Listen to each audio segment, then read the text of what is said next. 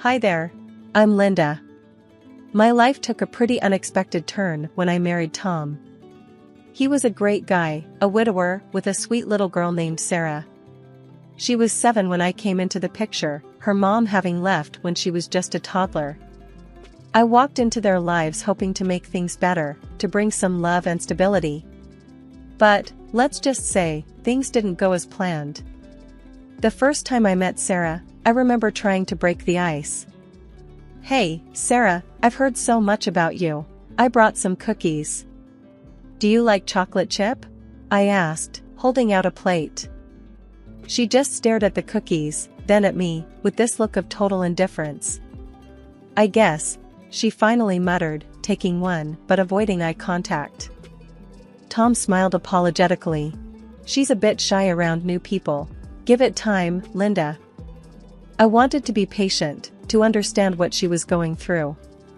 But it wasn't long before I noticed her coldness wasn't just shyness. Things got even more complicated when our son Danny was born. Sarah's behavior took a turn for the worse. She seemed to resent him, seeing him as a threat to her relationship with her dad. One evening, I found Danny crying in his room. "What's wrong, sweetheart?" I asked, concerned. "Sarah said I'm a mistake and that Daddy doesn't love me," he sobbed. My heart sank. I confronted Sarah about it. "Why would you say something like that to Danny? He's your little brother." "He's not my brother. You're not my mom," she snapped back, her eyes defiant. Tom tried to mediate things, but it was like walking on eggshells. "Sarah, Linda's just trying to be a good mom to both of you."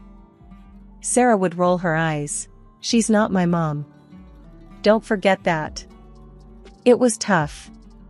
Every attempt I made to bond with her was met with resistance or outright hostility. And it wasn't just within our 4 walls. Her grandparents, Tom's parents, were another story. I remember one Sunday dinner, Tom's mom pulled me aside. "Linda, you need to try harder with Sarah. She feels left out since Danny came along." I was frustrated. "I've been trying, but she won't let me in. It's like she's decided to hate me no matter what I do." Tom's dad chimed in. "She's just a child, Linda. You're the adult here. You should make more of an effort." It felt like a no-win situation. I was trying my best, but nothing seemed to work. Sarah had built a wall around herself, and I just couldn't find a way through. As she grew into her teens, Sarah's behavior only got more challenging. She would flout rules, talk back, and her attitude towards me became more hostile. I felt like I was failing her, failing our family. But I wasn't about to give up. I just hoped that someday, somehow, we'd find a way to come together as a real family. Sarah's teenage years were like navigating a minefield. Every conversation felt like a potential explosion. I remember one morning trying to talk to her about school. "Sarah, why weren't you in school yesterday?" I asked, trying to keep my voice calm. She just shrugged, pouring herself a bowl of cereal. "Didn't feel like going." "But your education is important," I persisted. "You can't just skip school whenever you want." Sarah rolled her eyes, a smirk playing on her lips. "What are you gonna do, ground me? You're not my mom." I felt a flash of frustration. "I'm not trying to replace your mom, Sarah. I just care about you." She scoffed, her voice dripping with sarcasm. "Yeah, right. You just want to make sure your perfect little family looks good." I was at a loss. How do you reach someone who's determined to keep you out? Tom, bless his heart, tried to bridge the gap between us. One evening, he sat down with Sarah, trying to have a heart-to-heart. "Sarah, Linda's just trying to help," he said gently. "She cares about you." Sarah's response was cold and bitter. "She's not my mom, Dad. Stop trying to make her into something she's not." Tom looked defeated, his usual optimism faltering. "I know she's not your mom, but she's part of our family now. We need to try to get along." Sarah just got up and left the room, her silence speaking volumes. Tom's parents were another hurdle. They seemed to believe that I could do no right by Sarah. During a family get-together, Tom's mom pulled me aside again. "Linda, you need to be more understanding of Sarah's feelings," she said, her tone implying I was being heartless. I felt my patience wearing thin. "I've tried, but she won't let me in. It's like she hates me." Tom's mom just shook her head. "She's a sensitive girl. You need to try harder." It was like talking to a brick wall. No matter what I said, it seemed to fall on deaf ears. They had made up their minds about me, and nothing I could say or do would change that. The tension in our house was palpable. Danny, who was just a little boy, often got caught in the crossfire of Sarah's outbursts. He didn't understand why his sister was so hostile. "Why does Sarah hate us, Mom?" Danny asked one night, his little face scrunched up in confusion. I hugged him close, trying to shield him from the harsh reality. "She doesn't hate us, Danny.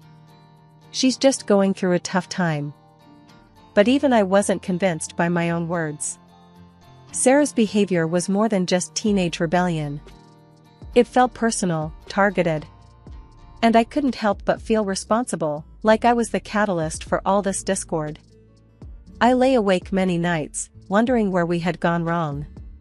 Was there something I could have done differently? Some way I could have reached out to her that I hadn't thought of? The questions haunted me, but answers were nowhere to be found.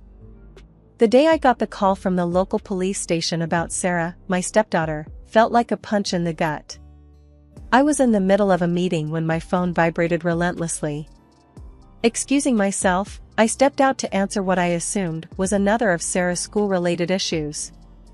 "Mrs. Johnson, this is Officer Martinez. We've detained your stepdaughter, Sarah. She's involved in a vandalism incident." The officer's voice was firm, almost disapproving. "Vandalism? Are you sure we're talking about the same Sarah?" I stammered, my mind racing. "Yes, ma'am.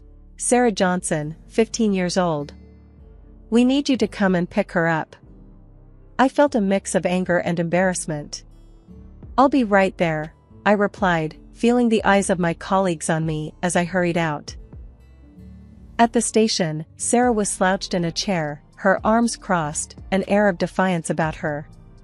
She looked up as I approached, her expression one of annoyance rather than remorse. "Sarah, what in the world were you thinking?" I asked, trying to keep my voice even. She rolled her eyes, her voice dripping with sarcasm. "Oh, relax, Linda. It's not like I killed someone. We just sprayed some paint. No big deal." I was aghast. "Not a big deal?" "Sarah, this is illegal. You could be in serious trouble." Sarah snorted, standing up. "Well, I'm not. Can we go now? This place is depressing." The car ride home was a tense silence. I knew this was a conversation for both Tom and me to handle, but with him away on a business trip, I felt overwhelmed and alone. That evening, with Danny asleep, I made a call to Tom. "Tom, we have a serious problem with Sarah," I said, my voice shaky. "I know, Linda, the school has called me a few times already." "What's happened now?" Tom sounded tired. "She was detained by the police today, Tom. For vandalism," I explained, the severity of the situation hanging heavily in the air. There was a pause on the other end. "Jesus, Linda. I don't even know what to say." "We need to get her help, Tom. Therapy, counseling, something. She's out of control," I urged, feeling desperate. Tom sighed, the sound heavy and defeated. "Okay, I'll be back in 2 days. We'll sort this out." I hung up, feeling a small sense of relief, but mostly dread for what was to come. When Tom finally sat down with Sarah to discuss therapy, it was like igniting a fuse. "I'm not going to any shrink," Sarah spat, her eyes blazing. "You can't make me." Tom, trying to remain calm, countered, "It's not about making you, Sarah. It's about helping you." Sarah laughed, a harsh, mocking sound. "Help me? Please? You just want to dump me on someone else, because you can't deal with me." Tom's patience was wearing thin. That's not true, Sarah, and you know it. We're worried about you. She stood up abruptly, her chair scraping loudly against the floor. Save it, Dad. I'm not your little project. I'm out of here. And with that, she stormed out, the door slamming shut behind her. The next thing we knew, she was at her grandparents', refusing to come home or even talk to us. Tom and I were left in a state of shock and helplessness. Our family felt like it was falling apart at the seams, and at the center of it all was Sarah, a teenage girl we just couldn't seem to reach no matter how hard we tried. Things hit rock bottom the day Sarah decided she'd had enough of our rules and bolted to her grandparents'. Tom and I were left in a state of shock and dismay, our family home feeling emptier than ever. Sitting in the living room, Tom kept glancing at his phone, the silence between us heavy and uncomfortable. I can't believe she'd just up and leave like that, he said, his voice a mix of frustration and disbelief. I exhaled deeply, feeling a storm of emotions brewing inside me. Tom, she's out of control. We can't just let her walk all over us. It's not right. Tom's expression was one of defeat. I know, Linda, I know. But what can we do? She's just not listening to us. Determined to get some answers, we decided to call Tom's parents. The conversation, however, quickly turned sour. Mom, this is Tom. We need to talk about Sarah, Tom began, trying to keep his voice level. His mom was quick to defend Sarah. Oh, Tom, she's just so distraught. She feels like Linda's pushing her away, trying to send her to a therapist like she's some sort of problem. I couldn't keep silent. That's not it at all. She's been getting into trouble, and we're worried about her. I snapped back, my patience wearing thin. Tom's dad jumped in, his voice bristling with irritation. Linda, you're just not understanding her. She's a delicate girl, and you've been too harsh. I felt my blood boil. Too harsh? She's been acting out, breaking laws. We're trying to do what's best for her. Well, she's staying here now. We'll handle it our way, Tom's mom retorted, her tone dismissive. Tom and I exchanged a look of frustration and helplessness. You're just going to let her skip school and hang out with God knows who? Tom challenged, his voice rising. She's just going through a phase. She'll settle down, his dad said nonchalantly, as if Sarah's behavior was no big deal. After the call, the sense of powerlessness was overwhelming. It was as if Sarah had everyone wrapped around her finger, and we were the villains for trying to impose some boundaries. In the following days, Sarah's absence cast a shadow over our home. Her room, untouched and gathering dust, was a constant reminder of the rift in our family. We sent money to Tom's parents for Sarah's expenses, but it felt like throwing money into a bottomless pit. There was no improvement, no change, just silent acceptance of her rebellion. One evening, as I tucked our son Danny into bed, his little face clouded with confusion. Mom, why did Sarah leave? Doesn't she like us anymore? I stroked his hair gently, fighting back my own emotions. Danny, it's complicated. Sarah's dealing with a lot right now. But we love her, and we're here for her whenever she's ready. Walking out of Danny's room, the weight of our family's situation hit me full force. We were a family torn apart, not by distance, but by defiance and misunderstanding. And at the heart of it all was Sarah, a girl I had hoped to embrace as my daughter, now a stranger living under another roof. For years, our house had been calm, almost too calm, without Sarah's tumultuous presence. Then, out of the blue, she showed up at our doorstep, her announcement as unexpected as her visit. Tom and I were in the kitchen when she walked in, a confident, almost brash look on her face. Hey, she said casually, as if she hadn't been away for years. Sarah, what are you doing here? Tom asked, surprise written all over his face. I've got news. I'm getting married, she declared, a smug smile playing on her lips. Tom and I exchanged glances, a mixture of shock and cautious optimism in our eyes. That's great, Sarah. Congratulations. I managed to say, though a part of me remained wary. Yeah, thanks. But here's the thing, Sarah continued, getting straight to the point. I need money for the wedding. Tom's expression hardened slightly. Money? Sarah, you haven't been home in years, and now you show up asking for money? Sarah rolled her eyes. Come on, Dad. It's not like you can't afford it. And it's not like I'm asking for much. I could feel the tension in the room escalating. Sarah, it's not just about the money. You can't just walk back into our lives and expect us to.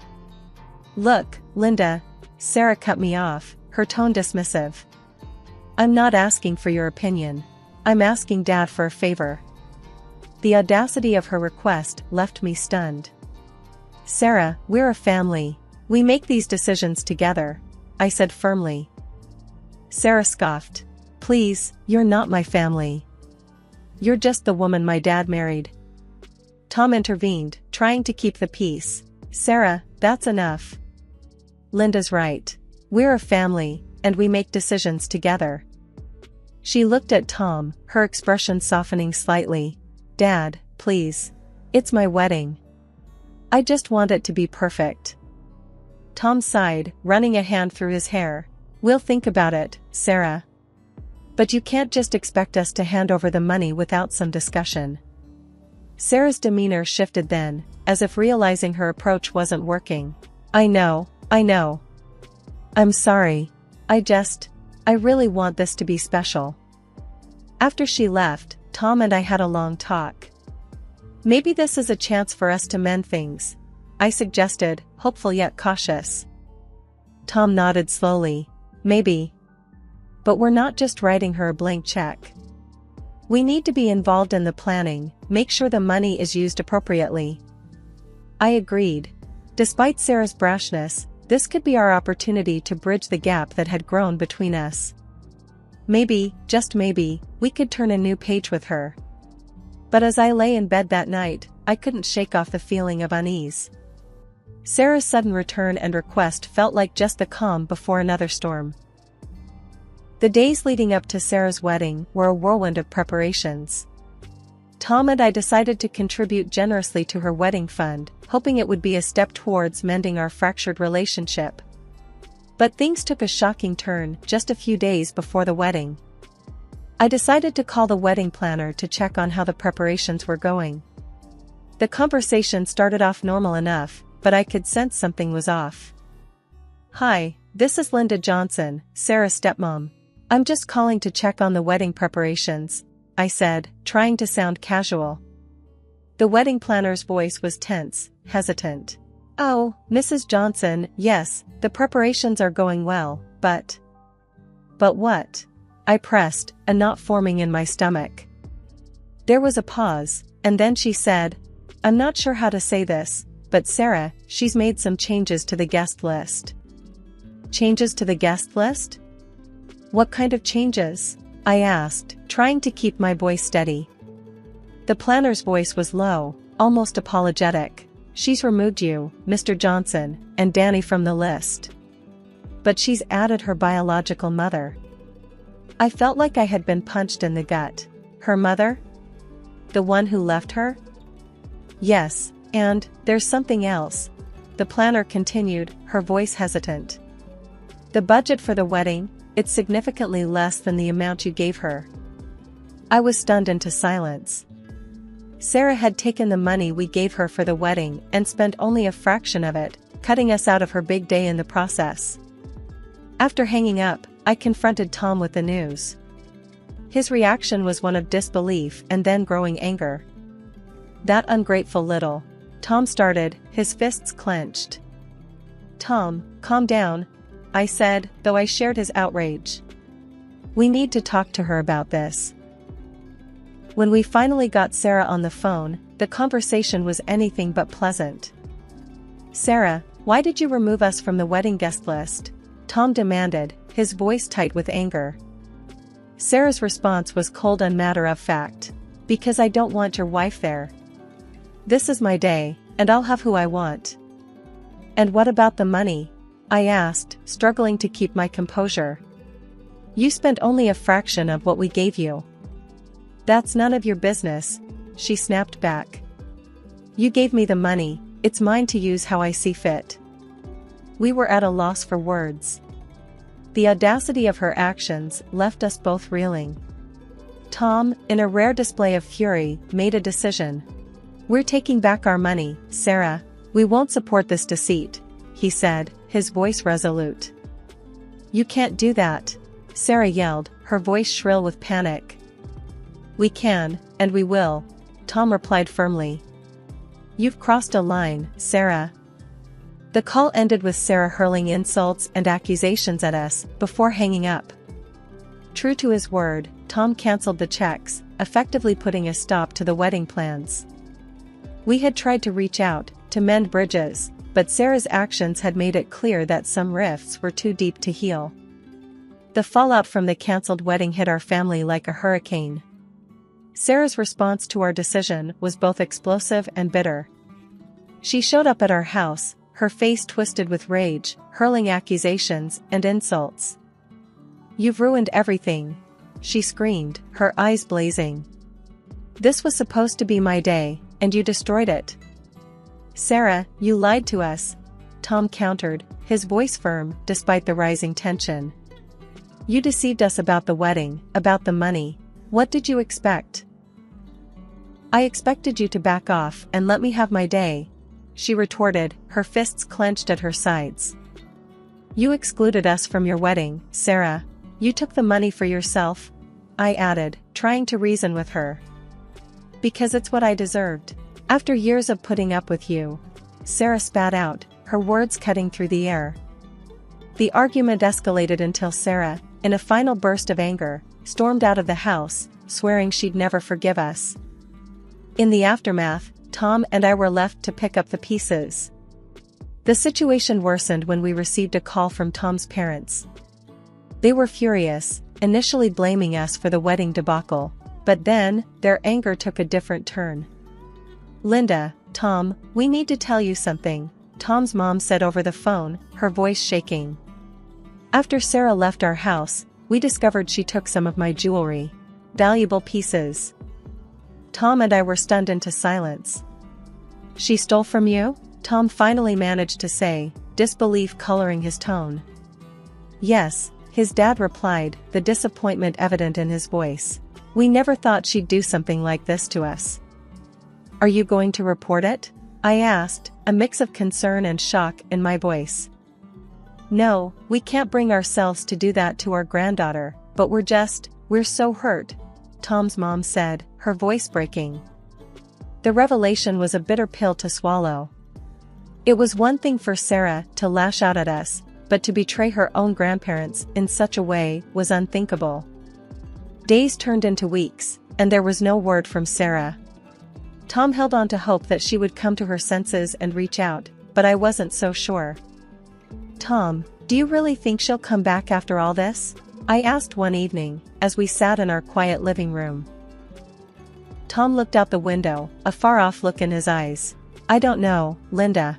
I hope she does. I hope she realizes the mistake she's made and wants to make amends.